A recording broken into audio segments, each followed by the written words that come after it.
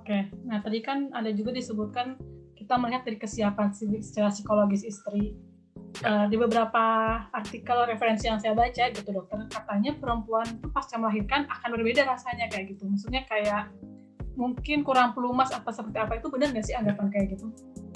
Betul sekali, karena kembali tadi saya sampaikan bahwa proses hamil dan melahirkan adalah proses yang luar biasa berat bagi seorang perempuan. Ya, fisiknya mengalami stres di sini artinya ya fisiknya mengalami tekanan. Ya, kita tahu semakin banyak penyakit-penyakit terkait komplikasi kehamilan saat ini. Itu menunjukkan bahwa kehamilan itu tidak sesederhana yang orang pikirkan.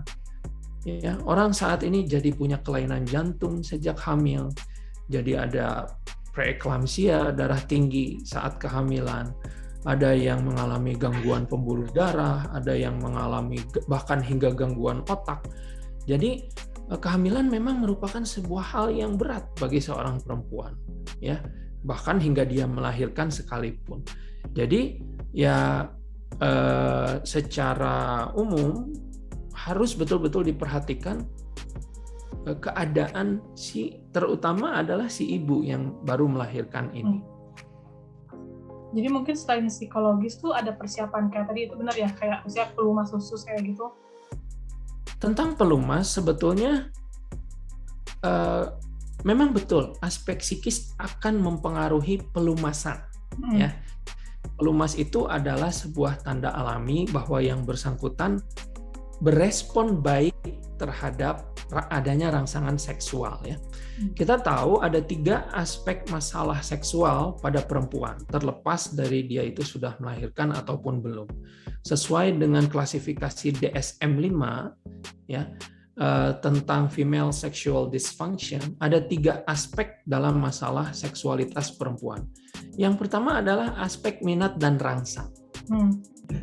Ya, kita bisa hubungkan sendiri minat dan rangsang. Kalau semuanya baik-baik saja, semestinya minat dan rangsang akan kembali seperti semula. Dan minat dan rangsang ini memang ditunjukkan dengan ya adanya lubrikasi alami dari vagina. Namun kita juga harus mempertimbangkan apakah proses persalinannya itu terjadi perlukaan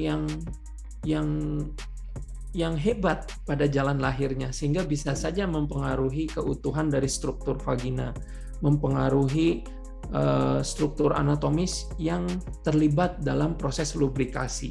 Jadi itu harus juga diperhatikan. Kemudian sebetulnya kalau tentang penggunaan lubrikan sendiri dijual bebas kok di pasaran. Artinya menurut saya tidak ada salahnya Pak Sutri, terlepas dari ada ataupun tidak rangsang ataupun minat terkait seksual, gunakan saja lubrikan tambahan. Itu untuk mempermudah juga membuat nyaman kedua belah pihak. Karena ya itu tadi bisa saja memang minat dan rangsangnya belum seoptimal keadaan sebelum melahirkan. Ya kita tahu memiliki anak itu ada beban tersendiri ya. Bagi ibunya juga bagi bapaknya, dan memang bisa saja dinamika sosial, dinamika psikis mereka berdua yang bisa menghambat minat dan rangsang baik itu bagi si ibu maupun untuk si bapak. Jadi saya rasa penggunaan lubrikan tambahan sah-sah saja, silahkan saja. Justru tidak perlu ragu gitu, karena banyaknya lubrikan di pasaran itu menunjukkan bahwa memang orang normal saja yang tidak ada dalam kesulitan apapun itu memerlukan lubrikan tambahan, diperkenankan mengalami rasa sakit.